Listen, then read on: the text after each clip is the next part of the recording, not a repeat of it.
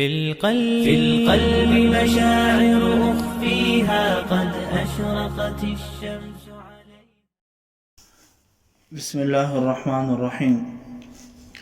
حضرت ابو ہریرہ رضی اللہ تعالیٰ عنہ سے روایت ہے کہ رسول اللہ صلی اللہ علیہ وسلم نے ارشاد فرمایا، 3 آدمیوں کی دعا رد نہیں ہوتی، ایک روزہ دار کے افطار کے وقت، دوسرے عادل بادشاہ کی دعا، تیسرے مظلوم کی جس کو حق تعالی شانہ بادلوں سے اوپر اٹھا لیتے ہیں اور آسمان کے دروازے اس کے لیے کھول دیے جاتے ہیں، اور ارشاد ہوتا ہے کہ میں تیری ضرور مدد کروں گا کسی مصلحت سے کچھ دیر ہو جائے.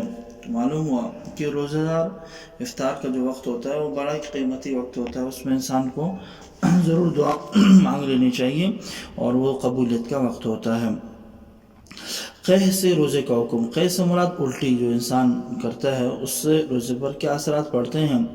اگر روزے کے دوران بلا اختیار اور بلا قصد قے ہو گئی تو روزہ فاسد نہیں ہوگا، چاہے قے تھوڑی ہو یا زیادہ، دونوں صورتوں میں روزہ برقرار رہے گا. اگر اپنے اختیار سے قے کی اور منہ بھر کر قے ہوگی تو روزہ فاسد ہو گیا. اگر اپنے اختیار سے قے کی لیکن منہ بھر کر قے نہیں ہوئی تو روزہ فاسد نہیں ہوگا. اور اگر اچانک تھوڑی سی قے آ گئی پھر بلا اختیار حلق میں واپس گئی تو اس سے بھی روزہ فاسد نہیں ہوگا. ہاں اگر قصداً لوٹائی تو روزہ فاسد ہو جائے گا. قے آئی اور آپ نے منہ میں اس کو پکڑا پھر آپ نے اس کو جو اندر نگل لیا تو پھر اس سے روزہ فاسد ہو جائے گا. اور اگر کسی وقت قے ہوئی اور پھر بندہ یہ سمجھا کہ بھئی شاید میرا روزہ ٹوٹ گیا ہے، پھر اس گمان سے اس نے قصداً کچھ کھا پی لیا تو اس صورت میں صرف قضا لازم ہوگی، کفارہ نہیں، کیونکہ روزہ توڑنے کا ارادہ نہیں تھا بلکہ وہ سمجھ رہا تھا کہ میرا روزہ ٹوٹ چکا ہے. منہ بھر کر قے کا مطلب یہ ہوتا ہے کہ جب انسان الٹی کر رہا ہو، الٹی اتنی زیادہ ہو کہ انسان اس کو کنٹرول نہ کر سکتا ہو، یا منہ اتنا بھر جائے کہ اس میں انسان بالکل بات نہ کر سکیں، اس کو منہ بھر کر کہا جاتا ہے. روزے کی حالت میں اگربتی وغیرہ کی دھواں اگر بغیر کسی اختیار و ارادے کے اگر حق میں چلا جاتا ہے تو اس سے روزہ فاسد نہیں ہوگا.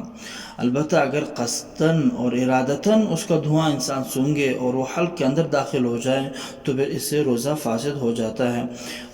روزے کی حالت میں کوشش یہ ہو کہ گھروں میں مسجدوں میں اگربتی جلانے سے احتراز کرنا چاہیے، پرہیز کرنا چاہیے، کیونکہ اگر قصداً کوئی اس کو سونگ لے گا تو اس سے روزہ خراب ہو سکتا ہے.